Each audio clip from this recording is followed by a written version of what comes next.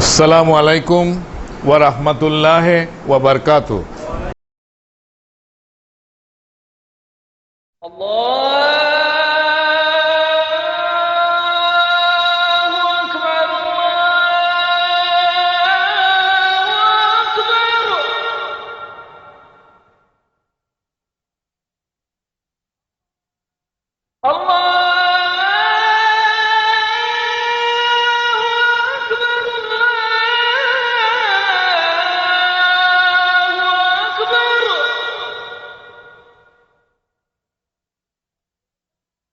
أشهد أن لا إله إلا الله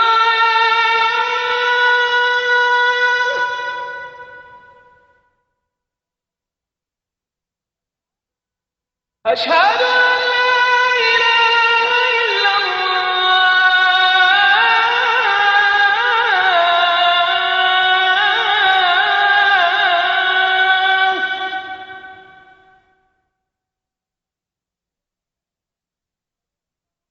أشهد أن محمدا رسول الله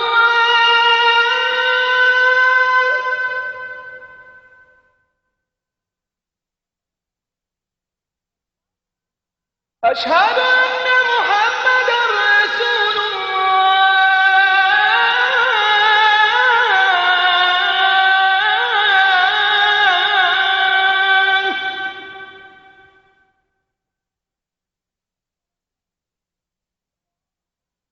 حي على الصلاة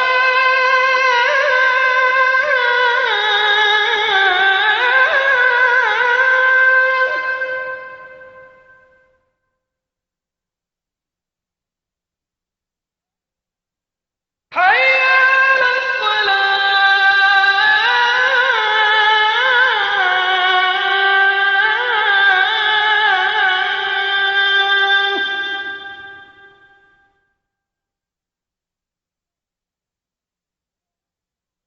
حي على الفلاح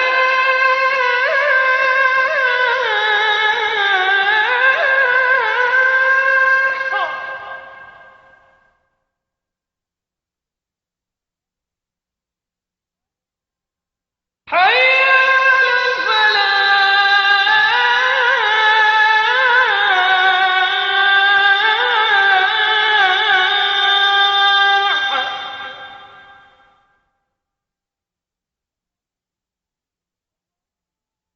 الله أكبر الله أكبر لا إله إلا الله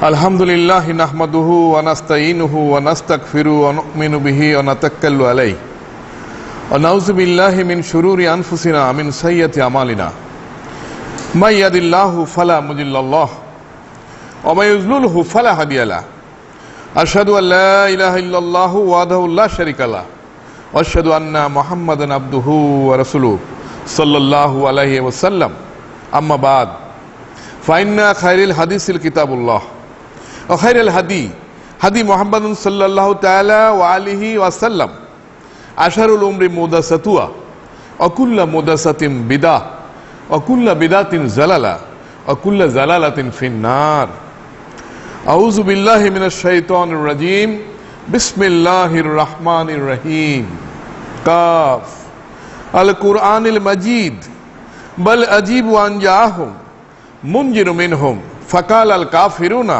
হাযা শাইউন আজীব আইযা মিতনা কুন্না তুরাবা যালিকা রাজিউম বাইদ বিসমিল্লাহির রাহমানির রহিম ওয়া ইযবাওয়ানা লি ইব্রাহিমা মাকানাল বাইতি আল্লা তুশরিক বিশাইয়্যা ওয়া তাহির বাইতিয়া লি তাইফিনা ওয়াল কাইমিনা ওয়ার রুকাইস সুজুদ ওয়াজিন ফিন নাসি বিল হাজ্জি ইয়াতুকা রিজালাও ওয়া আলা কুল্লি দামিরি ইয়াতিনা মিন কুল্লি ফাজ্জিন আমিক আন ইবনে ওমর রাদিয়াল্লাহু আনহু قال রাসূলুল্লাহ সাল্লাল্লাহু আলাইহি ওয়াসাল্লাম বুনিয়াল ইসলামু আলা খামসিন শাহাদাতি লা ইলাহা ইল্লাল্লাহ ওয়া আন্না মুহাম্মাদুর রাসূলুল্লাহ ওয়া ইকামিস সালাতি ওয়া ইতাইজ যাকাতি ওয়াল হাজ্জি ওয়া সাওমি রমাদান।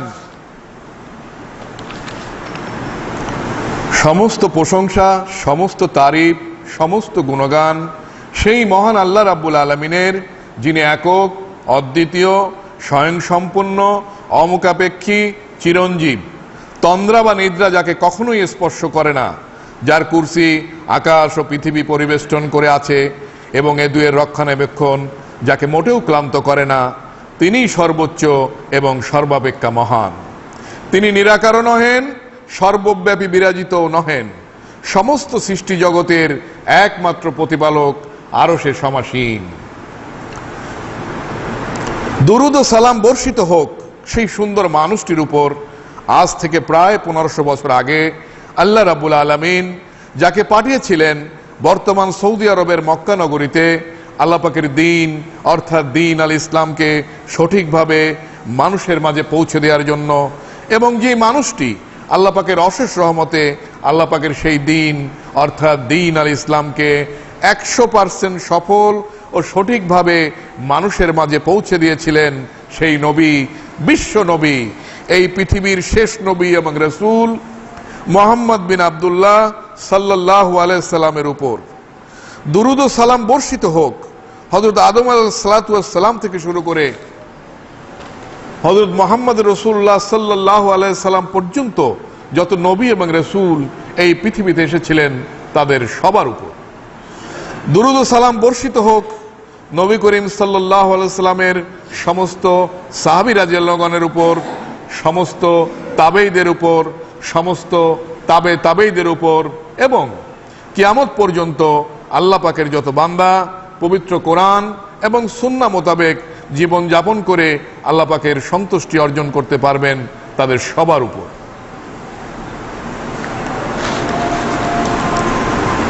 উপস্থিত মুমিন মুসলমান দিনী ভাই ও বোনেরা, আমাদের আলোচনা চলছিল হজের উপর।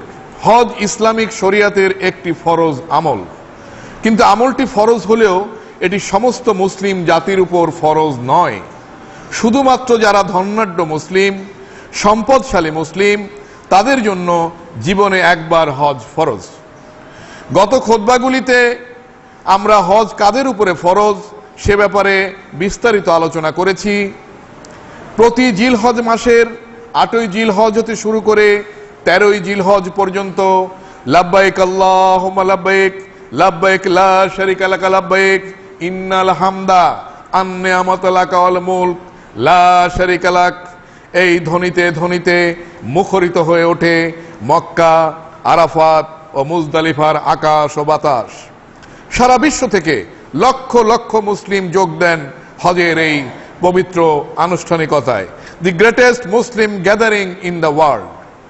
আমরা গত খুতবাগুলিতে মহাগ্রন্থ আল কোরআন আল করিম থেকে হজের আয়াতগুলি আপনাদের পড়ে শুনিয়েছি এবং এর উপরে বিস্তারিত আলোচনাও করেছি।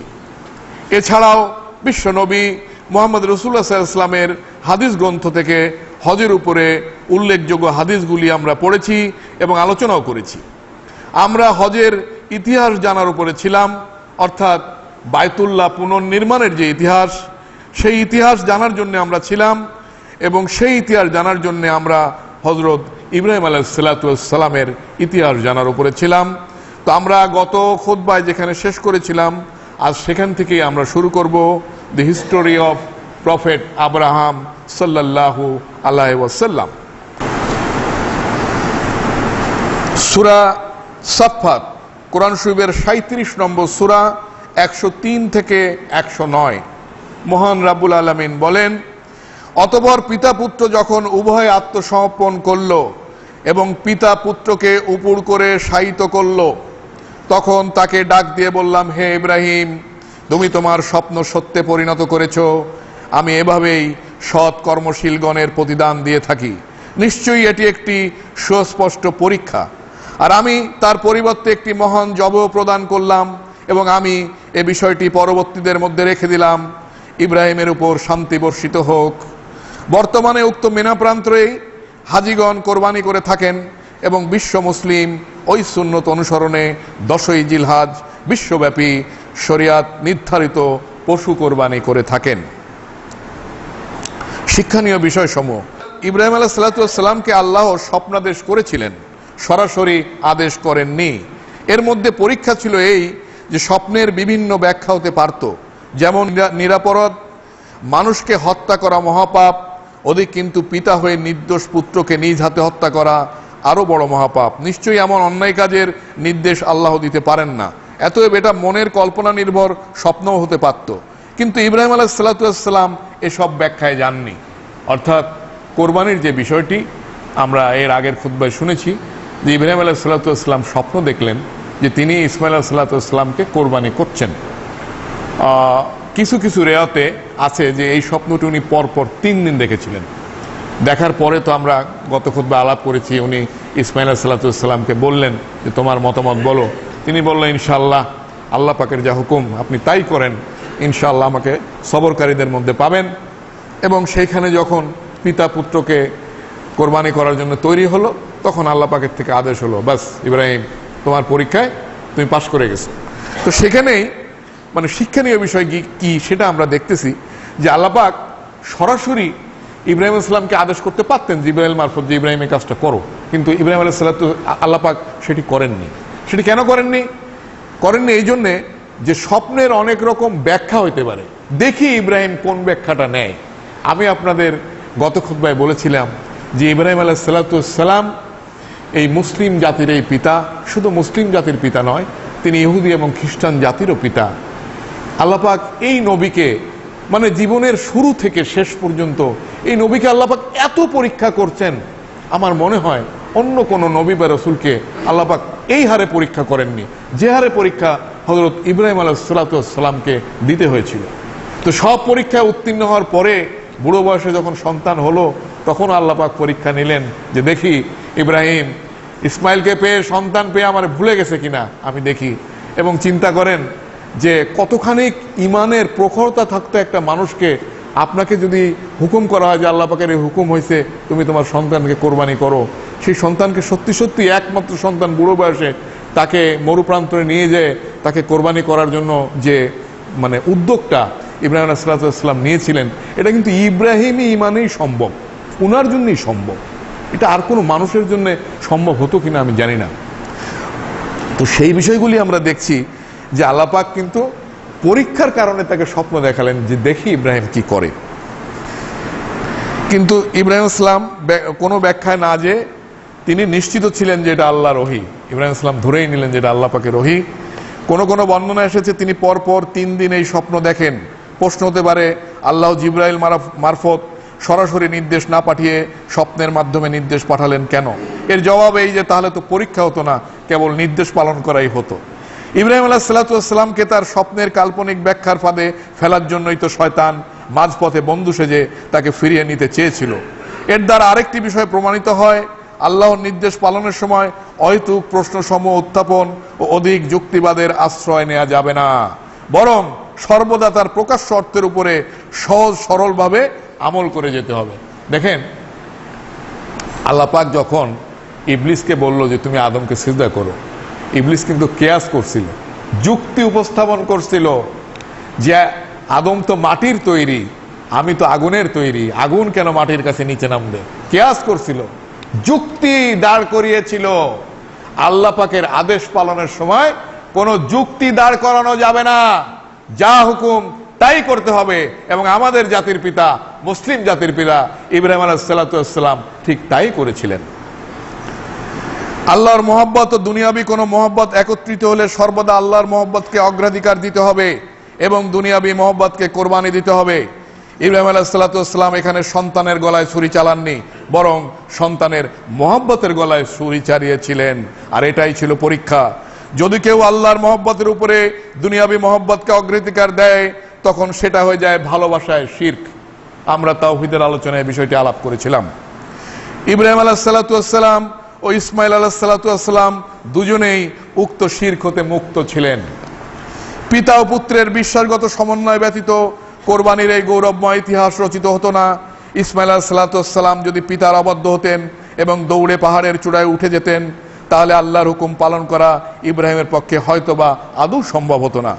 তাই এই ঘটনার মধ্যে ইঙ্গিত রয়েছে যে সমাজের প্রবীণদের কল্যাণময় নির্দেশনা এবং নবীনদের আনুগত্য উদ্দীপনা একত্রিত ও সমন্বিত না হলে কখনোই কোনো উন্নত সমাজ গঠন করা সম্ভব নয়।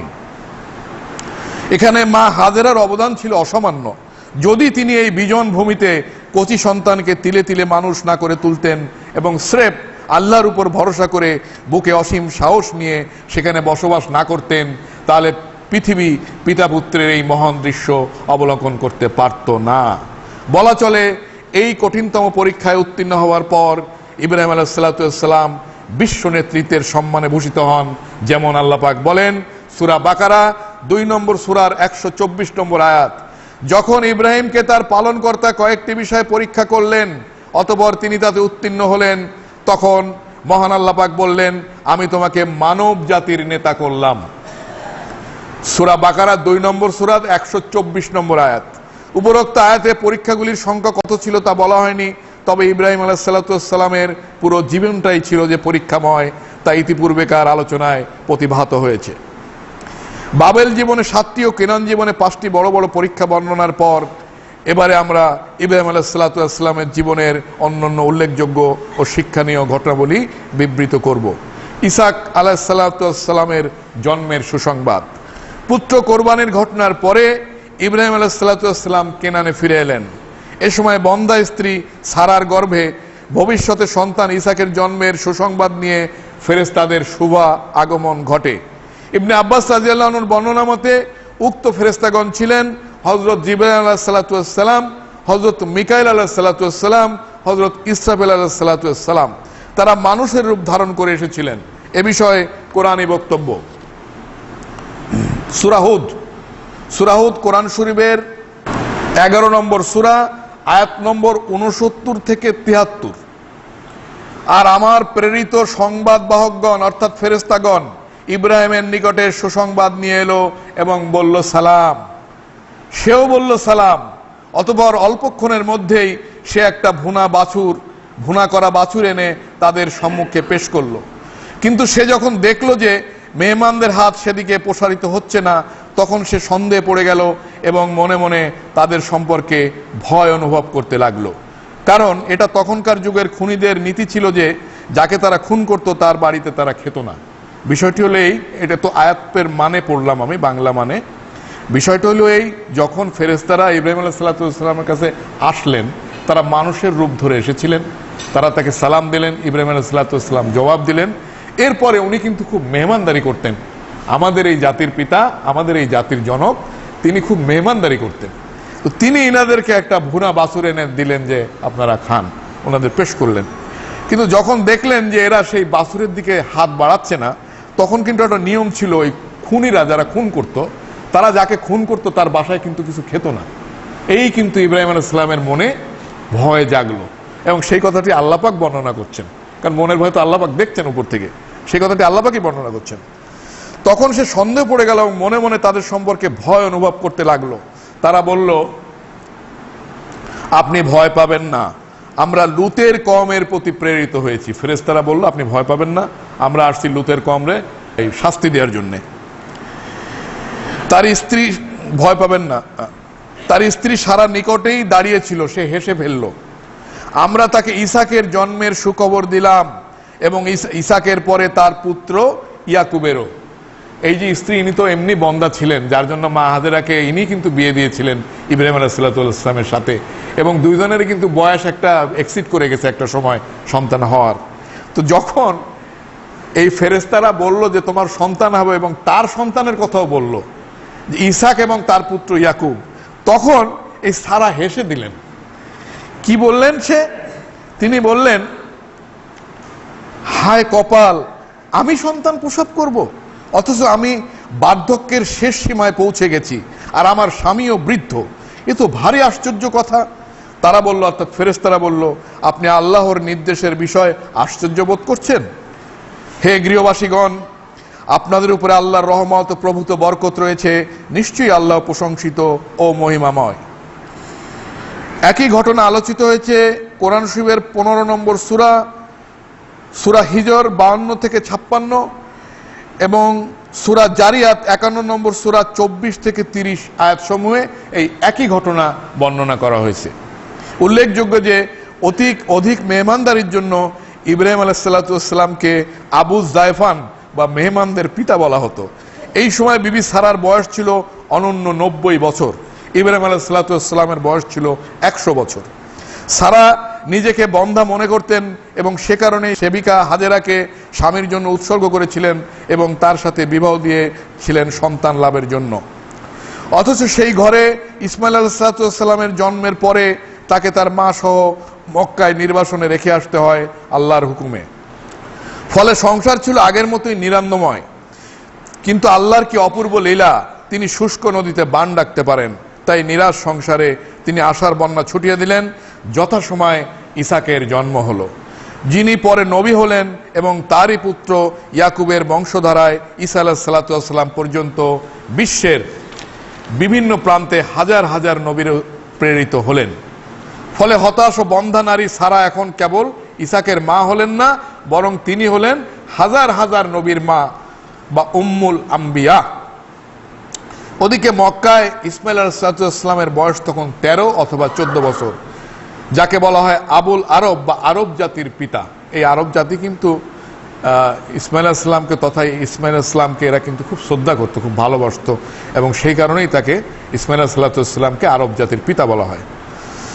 মৃতকে জীবিত করার দৃশ্য প্রত্যক্ষকরণ। বন্দা স্ত্রী সারার বৃদ্ধ বয়সে সন্তান লাভের মাধ্যমে আল্লাহ যেভাবে তাদের ঈমান বর্ধিত ও মজবুত করেছিলেন, দেখুন এমন কোনো ঘটনা যদি ঘটে যেটা সচরাচর ঘটে না, যেটার ব্যাখ্যা পাওয়া যায় না, এরকম ঘটনা যদি আপনার জীবনে ঘটে, আপনার ঈমান কিন্তু বেড়ে যাবে।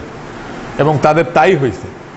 বন্ধ অবস্থায়, বার্ধক্য অবস্থায় যখন সন্তান হলো, ঈমান তো তখন আরো মজবুত হবে, তাই না? কারণ আল্লাহ পাক তো ফেরেশতাদের দিয়ে আগে খবর দিচ্ছেন যে তোমার সন্তান হবে। তো এরকম একটা জলজান্ত খবর, সেটা সত্যে পরিণত হচ্ছে, ঈমান শক্ত হয়ে যাবে। সম্ভবত তাতে উৎসাহিত হয়ে ইব্রাহিম আলাইহিসসালাম একদিন আল্লাহর কাছে দাবি করে বসলেন, আপনি কিভাবে মৃতকে জীবিত করেন তা আমাকে একটু দেখান, যাতে হৃদয়ে প্রশান্তি আসে। এ বিষয়ে কোরআনে বর্ণনা, সূরা বাকারা 2 নম্বর সূরা 260 নম্বর আয়াত। আর স্মরণ করো যখন ইব্রাহিম বলল, হে আমার পালনকর্তা, আমাকে দেখাও কিভাবে তুমি মৃতকে জীবিত করবে। আল্লাহ বললেন, তুমি কি বিশ্বাস করো না? ইব্রাহিম বলল, অবশ্যই করি, কিন্তু দেখতে চাই কেবল এজন্যে যাতে হৃদয়ে প্রশান্তি লাভ করতে পারি। আল্লাহ পাক বললেন, তাহলে 4টে পাখি ধরে নাও এবং সেগুলিকে নিজের পোষ মানিয়ে নাও। অতঃপর সেগুলিকে জবহ করে সেগুলির দেহের এক একটি অংশ বিভিন্ন পাহাড়ের উপরে রেখে আসো। তারপর সেগুলিকে ডাক দাও, দেখবে তোমার দিকে দৌড়ে চলে আসবে, উঠতে উঠতে নয়, কেননা তাতে অন্য পাখির সাথে তার মিশে গিয়ে তোমার দৃষ্টিভ্রম ঘটতে পারে। সেই 4টি পাখি কোন কোনটি? জেনে রাখো যে নিশ্চয়ই আল্লাহ পরাক্রান্ত এবং জ্ঞানময়। তো এইটা মনে হয় আর আলোচনার কিছু নাই।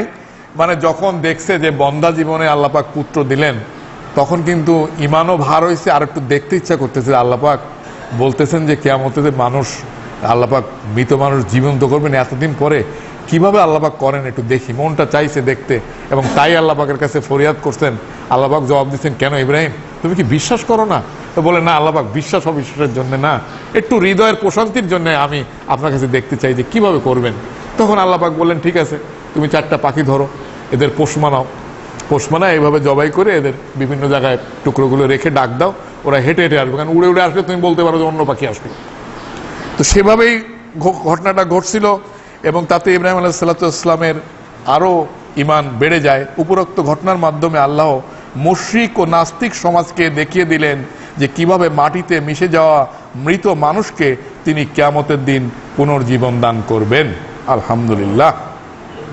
এবার আমরা আসছি আমাদের মূল যে হিস্ট্রির মধ্যে আমরা গেলাম। আমাদের মূল জানার ছিল বায়তুল্লাহ পুনর্নির্মাণ।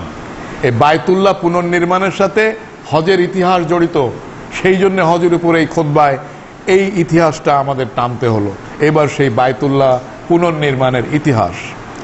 বায়তুল্লাহ প্রথমে ফেরেশতাগণ নির্মাণ করেন, ভালো করে শুনুন। অতঃপর হযরত আদম আলাইহিসসালাম পুনর্নির্মাণ করেন জিবরাইল আলাইহিসসালামের ইঙ্গিত মতে। তারপর নূহ আলাইহিসসালামের তুফানের সময় বায়তুল্লাহর প্রাচীর বিনষ্ট হলেও ভিত্তি আগের মতোই থেকে যায়। পরবর্তীতে আল্লাহর হুকুমে একই ভিত্তিভূমিতে ইব্রাহিম আলাইহিসসালাম তা পুনর্নির্মাণ করেন। এই নির্মাণকালে ইব্রাহিম আলাইহিসসালাম কেনান থেকে মক্কায় এসে বসবাস করেন। ওই সময় মক্কায় বসতি গড়ে উঠেছিল এবং ইসমাইল আলাইহিসসালাম তখন বড় হয়েছেন এবং বাপ বেটা মিলেই কাবা গৃহ নির্মাণ করেন, পুনর্নির্মাণ করেন। আল্লাহর ইচ্ছায় তখন থেকে অদ্যাবধি কাবা গৃহে অবিরত ধারায় হজ ও তাওয়াফ চালু আছে এবং হারেম ও তার অধিবাসীগণ পূর্ণ শান্তি, নিরাপত্তা ও মর্যাদা সহকারে সেখানে বসবাস করে আসছেন। এ বিষয়ে কোরআনী বর্ণনা। সূরা হজ, কোরআন শরীফের 22 নম্বর সূরা, আয়াত নম্বর 26, 27 ও 28। আর যখন আমি ইব্রাহিমকে বায়তুল্লাহর স্থান ঠিক করে দিয়েছিলাম এবং বলেছিলাম যে আমার সাথে কাউকে শরীক করো না এবং আমার গৃহকে পবিত্র রাখো তাওয়াফকারীদের জন্য, সালাতে দণ্ডায়মানদের জন্য এবং রুকু ও সেজদাকারীদের জন্য। আল্লাহ বলেন, আর তুমি মানুষের মধ্যে হজের ঘোষণা জারি করে দাও। এই যে হজ আসছে, বায়তুল্লাহ পুনর্নির্মাণ হয়ে গেল, সাথে সাথে অর্ডার হইল। খামাখা তো করার নি আল্লাহ পাক। আল্লাহ পাকের তো একটা ইচ্ছা আছে। এই নূহ আলাইহিস সালামের থেকে ইব্রাহিম আলাইহিস সালামের ডিফারেন্স হচ্ছে 2000 ইয়ার্স, 2000 বছর। এই 2000 বছর পরে আল্লাহ পাক তো খামাখা হাজারারে আর তার মারে এখানে আনতেছে না। খামাখাই তো ইব্রাহিম আলাইহিস সালাম এবং ইসমাইল আলাইহিস সালাম দিয়ে এই ঘর পুনর্নির্মাণ আল্লাহ পাক খামাখা করাননি। এই যে অর্ডার এসে গেল, কেবল নির্মাণ শেষ হলো, অর্ডারও আসলো। আর তুমি মানুষের মধ্যে হজের ঘোষণা জারি করে দাও, তারা তোমার কাছে আসবে পায়ে হেঁটে, দীর্ঘ সফরের কারণে সর্বপ্রকার কৃষকায় উটের পিঠে সাওয়ার হয়ে দূর দূরান্ত হতে, যাতে তারা তাদের কল্যাণের স্থান পর্যন্ত পৌঁছে যায় এবং কোরবানির নির্দিষ্ট দিনগুলোতে অর্থাৎ 10, 11 এবং 12 জিলহজ তার দেওয়া চতুষ্পদ পশুসমূহ জবাই করার সময় তাদের উপরে আল্লাহর নাম স্মরণ করে। অতঃপর তোমরা তা থেকে আহার করো এবং আহার করা অভাবী ও দুস্থদেরকেও। উপরোক্ত আয়াতগুলিতে কয়েকটি বিষয় জানা যায়, যেমন বায়তুল্লাহ ও তার সন্নিকটে কোনরূপ শিরক করা চলবে না। এটি স্রেফ তাওয়াফকারী ও আল্লাহর ইবাদতকারীদের জন্য নির্দিষ্ট হবে। এখানে কেবল মুমিন সম্প্রদায়কে হজের আদেশ দেওয়া হয়েছে। হযরত ইব্রাহিম আলাইহিস সালাম মাকামে ইব্রাহিমে দাঁড়িয়ে এবং কোন কোন বর্ণনা মতে আবু কুবায়েস পাহাড়ের উপর দাঁড়িয়ে 2 কানে আঙ্গুল ভরে সর্বশক্তি দিয়ে উচ্চ কণ্ঠে চারিদিকে ফিরে বারবার হজের উক্ত ঘোষণা জারি করেন। এই যে হজের আহ্বান জানালেন আমাদের মুসলিম জাতির পিতা হযরত ইব্রাহিম আলাইহিস সালাম আল্লাহ পাকের হুকুমে। ইমাম বাগাবী হযরত ইবনু আব্বাস রাদিয়াল্লাহু আনহু সূত্রে বলেন যে ইব্রাহিম আলাইহিস সালামের উক্ত ঘোষণা আল্লাহ পাক সাথে সাথে বিশ্বের সকল প্রান্তে মানুষের কানে কানে পৌঁছে দেন।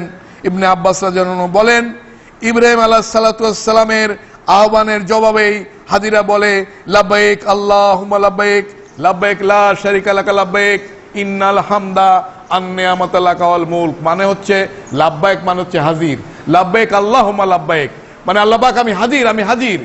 লাব্বাইক লা শারিকা লাকা লাব্বাইক, আল্লাহ পাক আপনার কোনো শরীক নাই, আমি হাজির। ইন্নাল হামদা সমস্ত প্রশংসা অবশ্যই আপনার আল্লাহ পাক। আর নিয়ামাতা লাকা ওয়াল মুলক, এই নিয়ামতের সমস্ত মুলকের একমাত্র মালিক আপনি আল্লাহ পাক, আমি হাজির। এই হচ্ছে তালবিয়ার বাংলা। এই আহ্বান ইব্রাহিম আলাইহিস সালাম যে ডাকলেন যে তোমরা হজে আসো, এই মানুষ সমাজ, এই মুসলিমরা হজে আসো, সেই ইব্রাহিম আলাইহিস সালাম সেই দিন সেই মরু থেকে যে ডাক দিয়েছিলেন, এই ডাক কিন্তু পৌঁছে দিলেন কিন্তু আল্লাহ পাক। এবং সেই ডাকের জবাবেই দেখেন সেদিন থেকে শুরু হয়েছে আর কিয়ামত পর্যন্ত ইনশাআল্লাহ এই স্রোত চলবে।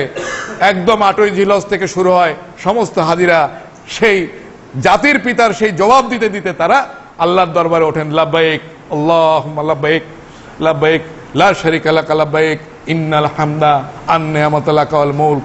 এবং এটি লাইভ টিভিতে ফোরকাস্ট করা হয়।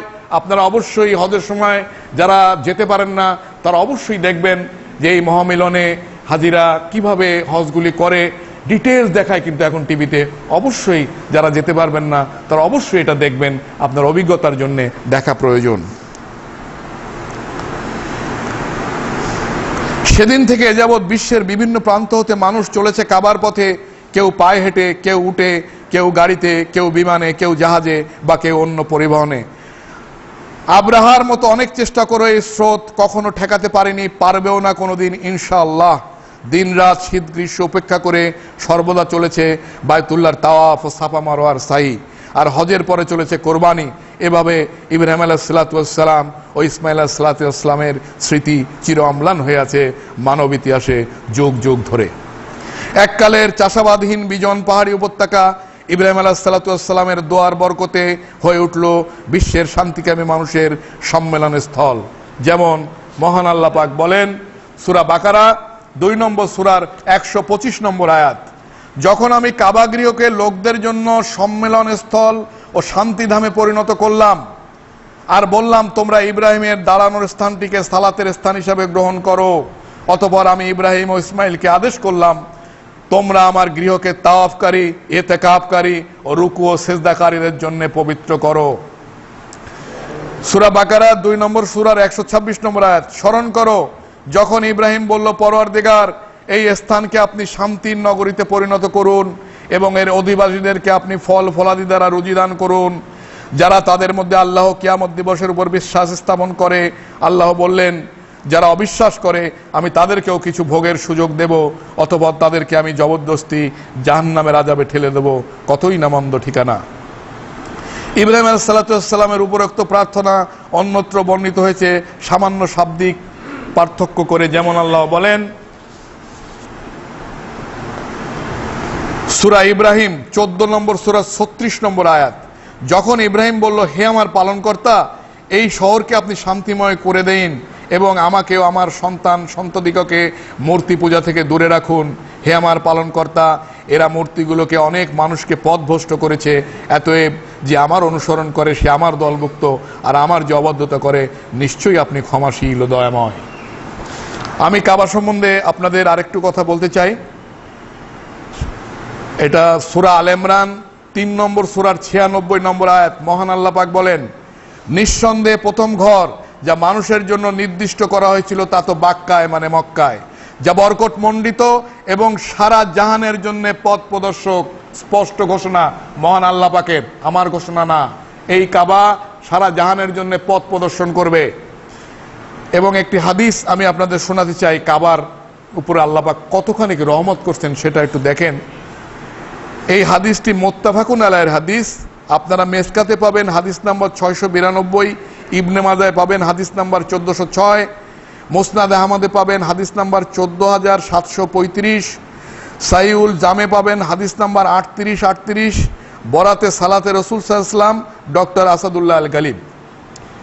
বিশ্বনবী মুহাম্মদ রাসূল সাল্লাল্লাহু আলাইহি ওয়াসাল্লাম বলেন, খেয়াল করে শুনুন, অন্যত্র সালাত আদায়ের চেয়ে আমার এই মসজিদে অর্থাৎ মসজিদে নববীতে সালাত আদায় 1000 গুণ উত্তম এবং মসজিদুল হারামে সালাত আদায় 1,00,000 গুণ উত্তম। আমি একটি হিসাব কষেছি, আমরা যারা এই খালিশপুর আহলে হাদিস জামে মসজিদে নামাজ পড়ি, ধরেন সকাল থেকে রাত পর্যন্ত 5 ওয়াক্ত নামাজে যদি আমি প্রতিদিন 32 রেকাত নামাজ পড়ি, তাহলে 8.5 বছরে আমার 1,00,000 রেকাত নামাজ পূর্ণ হবে। 8.5 বছর এই মসজিদে নামাজ পড়ে আমি যে সওয়াব পাবো, আমি কাবাতে যদি 1 রেকাত নামাজ পড়ি আল্লাহ পাক আমাকে ওই পরিমাণ সওয়াবের মালিক করবেন ইনশাআল্লাহ।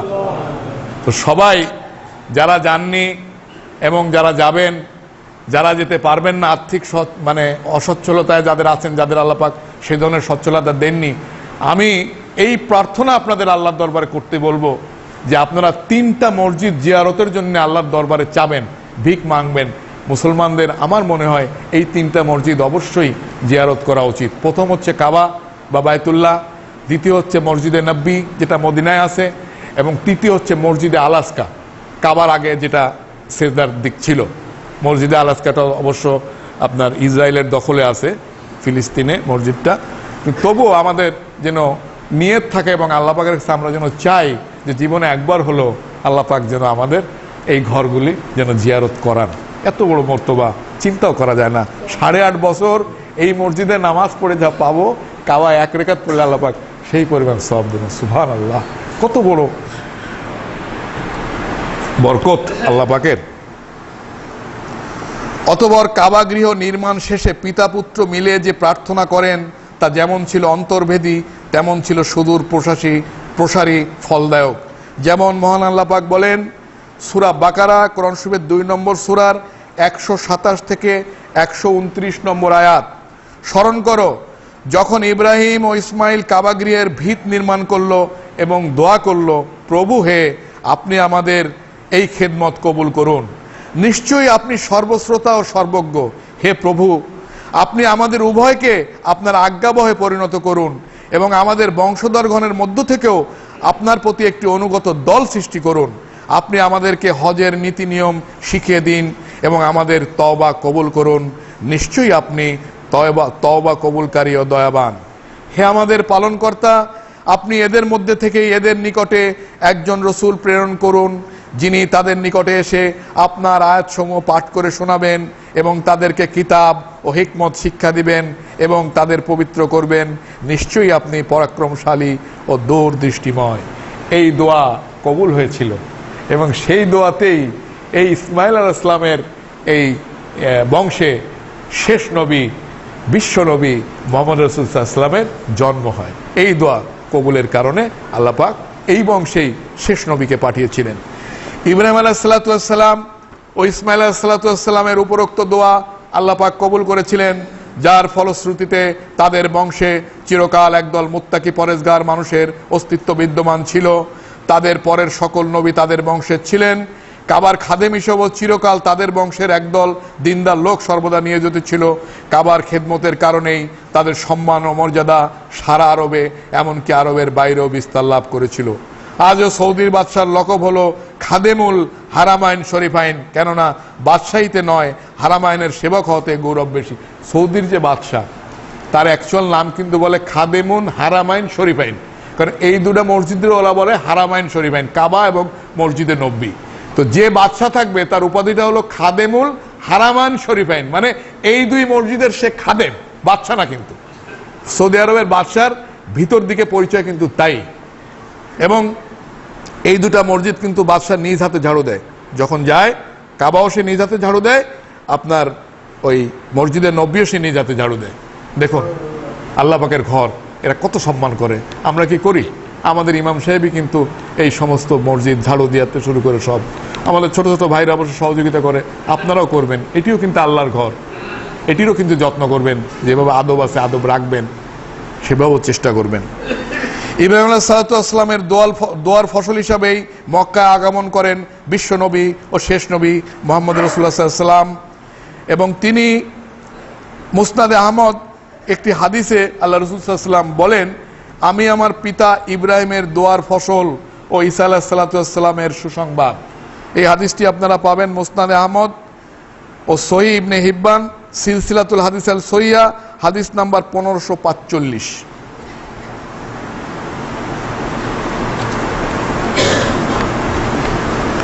ইব্রাহিম আলাইহিস সালামের জীবন থেকে প্রধান শিক্ষণীয় বিষয় হলো সর্ব অবস্থায় আল্লাহর নিকটে আত্মসমর্পণ। আমরা যারা মুসলিম, আমাদের মূল পরিচয় কিন্তু আমরা আল্লাহর নিকট আত্মসমর্পণ করছি, সারেন্ডার করছি 100%। আল্লাহ পাক আপনার উপরে ঈমান আনলাম, আপনার কাছেই আপনারই ইবাদত করি, আপনি ছাড়া আর কারো ইবাদত করি না, আপনার কাছেই সকল বিষয়ে সাহায্য চাই, এর মানে আত্মসমর্পণ করা। সূরা আল ইমরান কোরআন শরীফের সূরা বাকারা কোরআন শরীফের 2 নম্বর সূরার আয়াত নম্বর 131 এবং 32, স্মরণ করো যখন তাকে তার পালনকর্তা বললেন তুমি আত্মসমর্পণ করো, তখন সে বলল আমি আত্মসমর্পণ করলাম বিশ্ব চরাচরের প্রতিপালকের নিকট। এবং একই বিষয়ে সন্তানদেরকে ওসিয়াত করে যান ইব্রাহিম আলাইহিস সালাম ও ইয়াকুব আলাইহিস সালাম। অন্যত্র আল্লাহ বলেন সূরা আল ইমরান কোরআন শরীফের 3 নম্বর সূরার 67 নম্বর আয়াত, ইব্রাহিম ইহুদি বা নাসারা ছিলেন না, বরং তিনি ছিলেন একনিষ্ঠ রূপে মুসলিম বা আত্মসমর্পিত। খুব ক্লিয়ার আয়াত। আল্লাহ পাক বলছেন যে ইব্রাহিম আলাইহিস সালাম ইহুদিও ছিলেন না, নাসারাও ছিলেন না, তিনি ছিলেন একনিষ্ঠ মুসলিম, কোরআনের সার্টিফিকেট। এত ইহুদি নাসারা ইত্যাদি দলীয় রং দিয়ে তাকে নিজেদের সাথে ব্যবহার করা বাতুলতা মাত্র, বরং তিনি ছিলেন নিখাদ আল্লাহ প্রেমিক। আর সে কারণেই সকল আল্লাহভীর মানুষের তিনি নেতা ছিলেন। আল্লাহর কাছে বড় হতে গেলে তাকে আল্লাহর পক্ষ থেকেই বড় বড় পরীক্ষায় ফেলা হয়, আর তাতে উত্তীর্ণ হওয়ার মধ্যে থেকেই ইহকালীন ও পরকালীন সফলতা। পরীক্ষা এলে সাহসিকতার সাথে তাকে মোকাবেলা করতে হয়, শয়তানি প্ররোচনায় পিছিয়ে গেলেই ব্যর্থ হতে হয়। যেমন পুত্র জবাইয়ের পূর্বে শয়তানি ধোঁকার বিরুদ্ধে ইব্রাহিম আলাইহিসসালাম কঙ্কর নিক্ষেপ করেছিলেন এবং পরে সফলকাম হয়েছিলেন। ইব্রাহিম আলাইহিসসালামের প্রায় 200 বছরের পুরো জীবনটাই ছিল পরীক্ষার জীবন। সুখে দুঃখে আনন্দ বিষাদে সর্বাবস্থায় তিনি ছিলেন আল্লাহর উপর একান্ত নির্ভরশীল। পরিবার, সমাজ ও রাষ্ট্রশক্তির বিরোধিতা তাকে তার বিশ্বাস থেকে এক চুলো টলাতে পারেনি। আল্লাহর সন্তুষ্টি কামনায় বৃদ্ধ বয়সে নয়নের মণি একমাত্র শিশুপুত্রকে তার মা সহ মক্কার বিজন ভূমিতে নির্বাসন দিয়ে আসতে তার হৃদয়টা টলেনি। অবশেষে ওই সন্তানকে জবহ করার মতো কঠিনতম উদ্যোগ নিতেও তার হাত কেঁপে ওঠেনি। এভাবে জীবনভর অগণিত পরীক্ষার চড়াই উতরাই পেরিয়ে পূর্ণ পরিণত ইব্রাহিম আলাইহিসসালাম পেলেন বিশ্বনেতা হবার মতো বিরল দুনিয়াবী পুরস্কারের মহান এলাহি ঘোষণা। হলেন ভবিষ্যৎ নবীগণের পিতা আবুল আম্বিয়া এবং মিল্লাত ইসলামিয়ার নেতা হওয়ার মতো দুর্লভ সম্মান। আজও যদি পৃথিবীর দিকে ইব্রাহিম আলাইহিসসালামের ইমানের জ্যোতি বিকিরিত হয়, আবার মুসলিম উম্মার মধ্যে সেই মান ফিরে আসে, তবে বর্তমান অশান্ত পৃথিবী নমরুদি হুতাশন থেকে আবারও পুষ্পক কাননে পরিণত হবে ইনশাআল্লাহ। এই ছিল ইব্রাহিম আলাইহিসসালামের ইতিহাস। আমরা হজের উপরে আলোচনায় ছিলাম। হজ ইসলামিক শরিয়াতের একটি ফরজ আমল। যদিও এটি ফরজ, কিন্তু এটির সাথে একটি মানুষের ইকোনমিক অর্থনৈতিক ভিত্তি জড়িত। সেই কারণে এই আমলটি সবার উপরে ফরজ নয়। শুধুমাত্র যারা জাকাত আদায়ের পরে তাদের টাকা সঞ্চিত টাকা পয়সার সঞ্চয়ের পরিমাণ এরকম হয় যদি আল্লাহর ঘর তারা সফরে যায় এবং আসে, তাতে তাদের ওই সঞ্চয় থেকেই হয়ে যাবে, তারা কারো কাছে অভাবগ্রস্ত হবে না বা দেনায় পড়বে না, তবে ওই মুহূর্ত থেকে একটা মানুষের জন্য হজ ফরজ হয়। তো সেই হজের ব্যাপারে আমরা জানার জন্যে, আমরা বায়তুল্লাহর পুনর্নির্মাণের ইতিহাস জানার জন্যে আমরা ইব্রাহিম আলাইহিসসালামের ইতিহাস জানলাম এবং আমরা দেখলাম যে আল্লাহ পাকের এই নবী, আল্লাহ পাকের এই রাসূল জন্মের পরের থেকেই তিনি ইমানি ঝান্ডা নিয়ে এসেছিলেন, তাওহীদি ঝান্ডা নিয়ে পৃথিবীতে এসেছিলেন এবং তার শুরু থেকে শেষ পর্যন্ত আল্লাহ পাক তাকে বারবার পরীক্ষা করেছেন এবং যে পরীক্ষায় আমাদের জাতির পিতা বারবার উত্তীর্ণ হয়েছেন, বিশাল মার্ক নিয়ে উত্তীর্ণ হয়েছেন, আমি বলবো এই আমাদের এই জাতির পিতা হযরত ইব্রাহিম আলাইহিসসালাম। এবং তার দ্বারাই আল্লাহ পাক নূহ আলাইহিস সালামের প্লাবনের 2000 বছর পরে এই বায়তুল্লাহকে পুনর্নির্মাণ করালেন এবং করানোর পরেই তাকে হুকুম দিলেন যে তুমি মানুষকে হজের জন্য আহ্বান করো। এবং ইব্রাহিম আলাইহিসসালাম আল্লাহ পাকের এই হুকুম অনুযায়ী হজের জন্য মানুষকে আহ্বান করলেন এবং হজ চালু হলো। এবার আমরা আসব হজ করার নিয়ম কানুন। তবে আজকে সময় খুব অল্প আছে, আমি সামান্য একটু আলোচনা করব প্রাথমিকভাবে। আগামী খুতবায় ইনশাআল্লাহ আমরা বাংলাদেশ থেকে যাওয়া থেকে শুরু করে হজ করে ফিরে আসা পর্যন্ত প্রতিটা অধ্যায় ইনশাআল্লাহ দলিল প্রমাণ সহ আমরা স্টেপ বাই স্টেপ আলাপ করব ইনশাআল্লাহ। হজ হচ্ছে 3 প্রকার। ইসলামিক শরিয়াতে আপনি 3 ভাবে হজ করতে পারেন। প্রথম হচ্ছে হজে কেরান, হজ এবং ওমরার জন্য একই সাথে নিয়ত করা। রাসূল সাল্লাল্লাহু আলাইহি ওয়াসাল্লামের জীবনে তিনি একটি হজই পেয়েছিলেন, একটি হজই তিনি করেছিলেন যেটাকে বিদায় হজ বলে, এবং তিনি হজে কেরান করেছিলেন। সে দলিল প্রমাণগুলিতে আমরা আসব। এরপরে হচ্ছে হজে তামাত্তু, প্রথমে ওমরার নিয়ত করে উমরা আদায় করে পরে হজের নিয়ত করা। হজে তামাত্তুর কিন্তু আপনার দলিল হলো সূরা বাকারার 196 নম্বর আয়াত।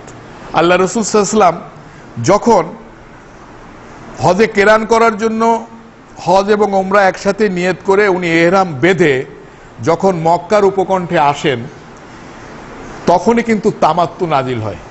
তখন আল্লাহ রাসূল সাল্লাল্লাহু আলাইহি ওয়াসাল্লাম বললেন যে এই সাহাবীরা, তোমরা যারা কোরবানির পশু আনোনি, তোমরা এখনই ওমরা করে হালাল হয়ে যায়, ইহরাম ছেড়ে দাও, আবার হজের দিন 8 তারিখে তোমরা ইহরাম বাঁধো। তো অনেক সাহাবী বললেন যে ইয়া রাসূলুল্লাহ, আপনি তো, তখন উনি বললেন, আরে আমি তো কোরবানির পশু সাথে আনছি, এই জন্য আমি তো পারবো না, কিন্তু ওইটা যেহেতু সহজ তোমরা ওইটাই করো। এখন তখন অনেক সাহাবী যারা কোরবানির পশু আনেননি তারা কিন্তু ওমরা করে হালাল হলেন, হজের জন্য প্রস্তুত হলেন। এটা হলো হজের তামাত্তু, প্রথমে ওমরার নিয়ত করে ওমরা আদায় করে পরে হজের নিয়ত করা। 3 নাম্বার হজে ইফরাদ, শুধুমাত্র হজ করা, অর্থাৎ হজের সময় কোনো ওমরা আদায় হবে না। তাহলে হজে 3 প্রকার, হজে কেরান, হজে তামাত্তু, হজে ইফরাদ। এর প্রত্যেকটারই কোরআন এবং হাদিসে দলিল রয়েছে। আমরা আজকে সময় শেষ, আগামীতে ইনশাআল্লাহ এই 3টে হজ কিভাবে করব সেই করার প্রতিটা স্টেপ আমরা ইনশাআল্লাহ দলিল প্রমাণ সহ আলাপ করব। আজ এই পর্যন্তই।